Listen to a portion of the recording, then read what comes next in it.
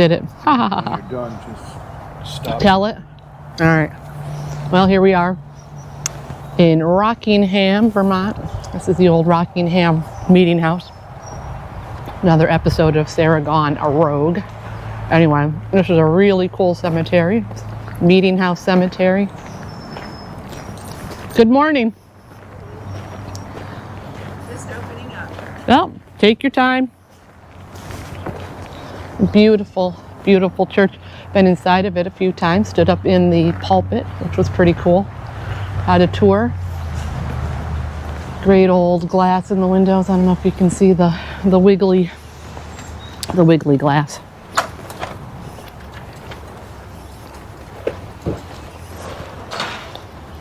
Anyway,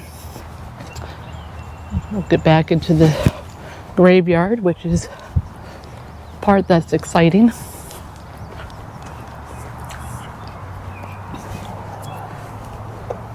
A lot of these stones are slates, but there are some marbles. That one. These are the old slates that I love.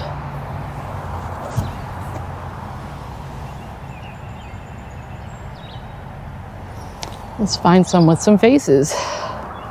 Oh, and here's one right now. It's hard to see. Let's see if we can zoom in. It's hard to tell what you can see on this camera. Anyway, this person died in 1786.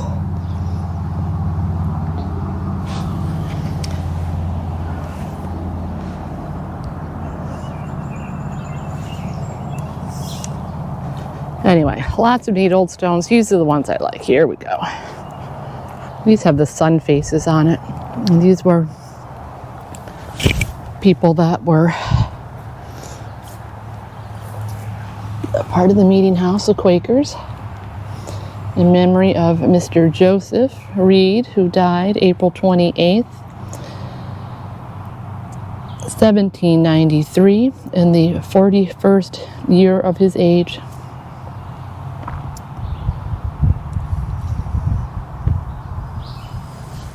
And then we have a different representation of a face here.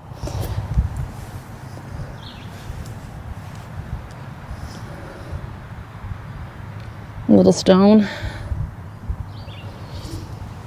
Memory of Fanny. Oh, let's see, 1794. And let's see, aged, I don't know, the month fell away. In 9 days. Anyway, obviously a baby. Poor baby. Now there's a really cool stone in here. I guess I consider it very cool because it tells the story of how the person died, which is what I like about the old stones, is they tell you a little bit about the person who's there. Ooh, it's a stern looking face.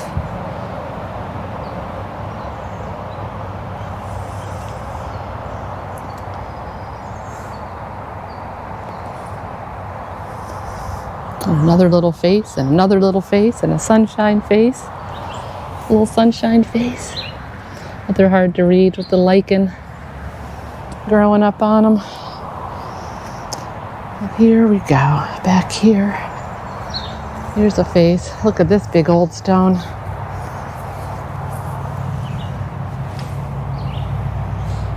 don't know if you can see it. Sacred to the memory of Liza Salem. Died April 14th, 1798. 67 years. There's a sacred memory of the elder Artemis, who was found dead under his gristmill wheel, February 19th, 1796. In the 50th year of his age. This person also was part of the Revolutionary War. Thank you for your service, and I'm sorry the wheel got you. Now over there is the hearse house. This is an interesting mound. I'm not sure what's under there other than a flag up on top. So maybe that's Army folks, I'm not sure. We are in the heart of Vermont. This is Rockingham is on, it's on the 103 south coming out of Chester, Vermont. Oh, there's a sun face. And something happened with the town. I can't quite remember the whole story. Maybe it'll come back to me as I'm wandering about. I don't know if the whole town burned down. Anyway, it got relocated to what's now Rockingham, Vermont, down further on. All right, let's see what we can see over here. We managed to drive up and over the mountains and out of the rain, which is pretty cool. Oh, look. Family members. Put some marigolds on there and put this stone. Oh, and some more here. Charles Randall and his wife. Needs to be fixed. Hopefully the family will come back and do that too. Some more Randalls. This probably is a baby. Myron, son. Something, 8 months. April 2nd. And some more of these cool slates. Again, the lichen is really getting in there. Another interesting shape with a point on top. Another different face. Memory of a daughter.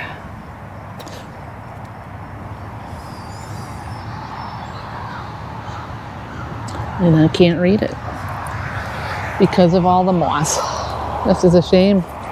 The moss has really grown up here since the last time I was here. And a lot of these stones are falling over.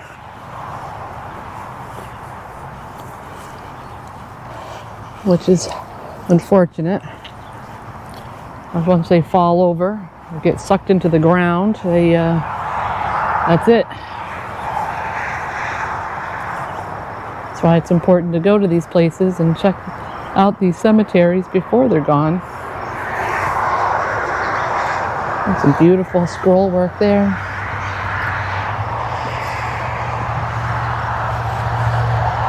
And this guy is sunk right into the ground, covered with moss.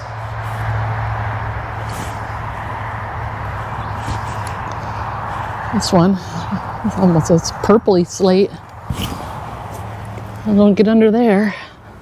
Could be trouble.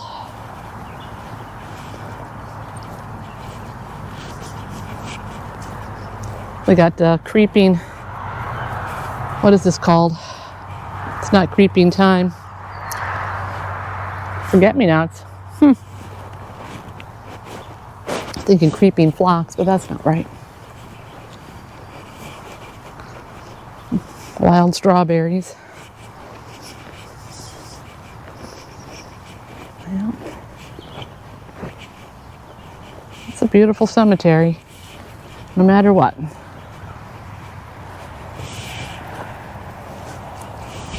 No matter what. Let's take a look at some of these over here.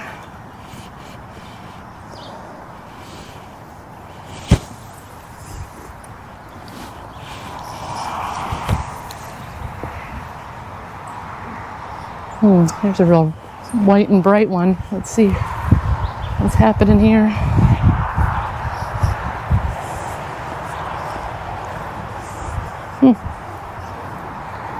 Look at that.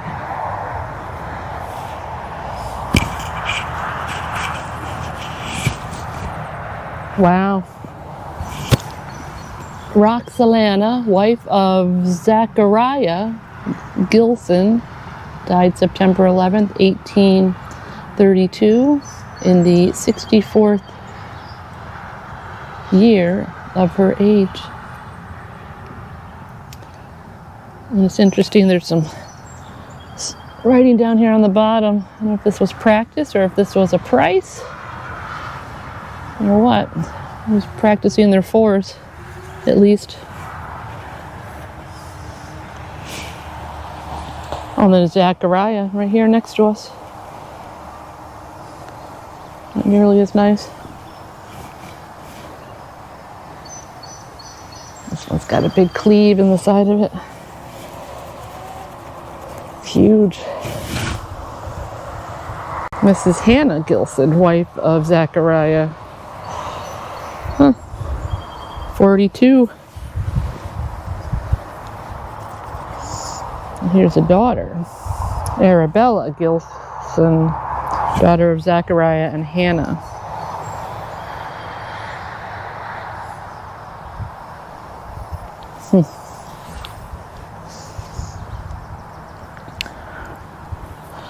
Neat carving on this guy.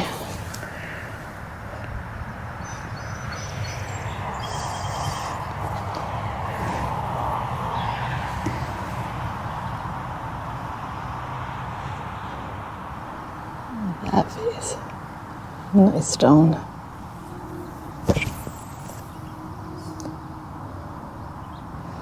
Wife of Mr. John Wolfe.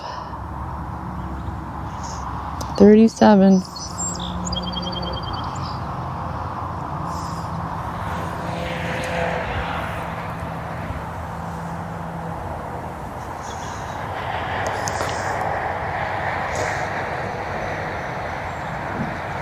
It's just like a string of children.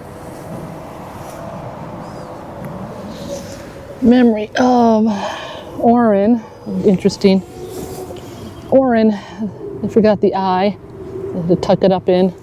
Son of Mr. John and Mrs. Lucy. Died 2 years old. 1795. Let's see what year on these guys. This is another child. 1795. 6 weeks. Same year. And this is another son. Another correction. This carver was having a hard time. Anyway, 1799. So I wonder if there was an illness that came through in 1770, or what was that, 1796, to take out the 2 children. Ooh, there's a face. Oh, this is Lucy Wolfe, daughter of John and Mrs. Lucy, his wife, who died in 1802, 3 months old. Aw, terrible luck with children. I'm not sure how they bared that pain, or if it just was accepted because it was apt to happen. I don't know. I don't know that I could lose that many babies and still feel good.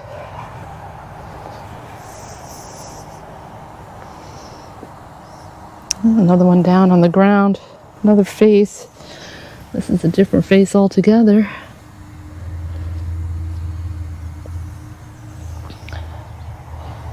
I'm trying to find the one. I've got a beautiful rubbing of it. It's a sun face with two sun faces next, in honor of a mother and 2 children. Not sure where it is. It's in here somewhere. Another one.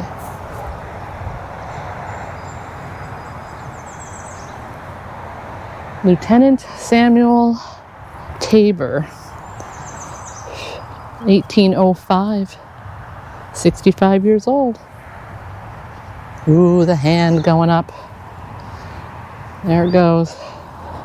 Mary, wife of Joseph Ellis, died April 22nd, 77 years old, 1859. Here's a better example of a hand going up. Yonder is my home. Sophia, Died at 53 years old, 1876.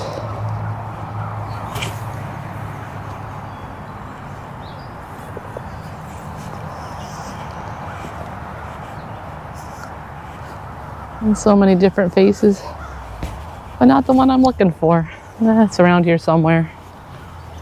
That's all right. Memento Mori.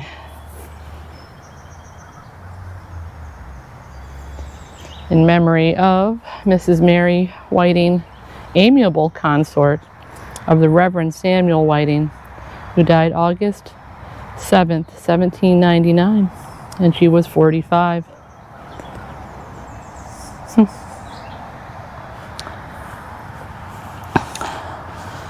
Amiable consort.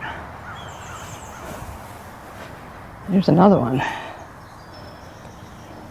In memory of Deacon Peter Evans, who deceased April, hard to read, 1796. 80 years old.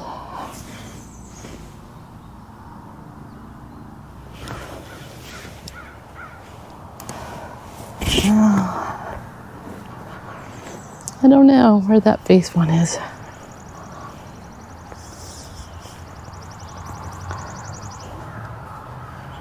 There's the back of the meeting house. And that middle center window, that's where the pulpit is.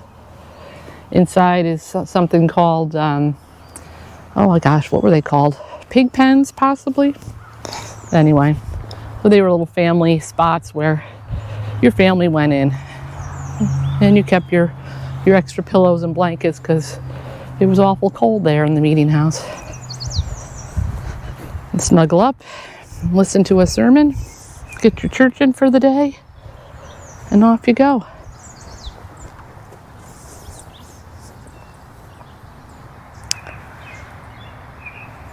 There's a neat one.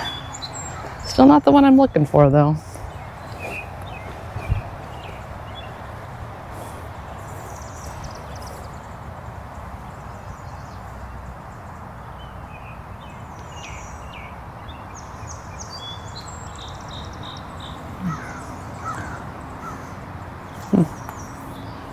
Oh, there it is. I knew you'd find me eventually. There it is. The sacred memory of Betty Lane, who died June 22nd. And there's the faces.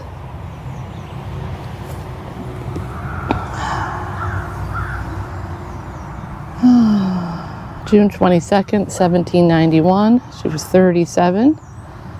Also her twins, one full-born and the other 3 days old.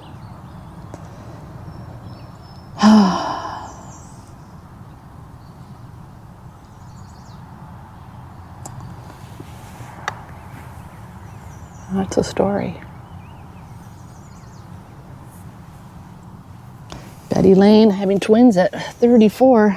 God love her.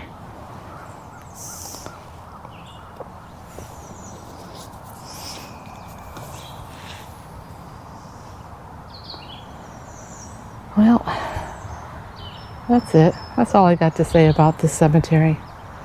I would say come visit yourself, like I always do. Because I'm sure I didn't show you everything, and it's not really an experience until you just experience it yourself. So, just want to say hi to my friend Anna's people who are buried here. I believe the last name is Saunders. I'm not exactly sure where they are in the cemetery. I've found them once while we were here. But anyway. Ooh. Well, see, I just keep wandering around and seeing more and more stones that are just so neat. I do love the old slates. Anyway, well, there we are. Rockingham Meeting House Cemetery in Vermont, right off of 103 south out of Chester. And there you have it. Over and out. Sarah Gone Rogue.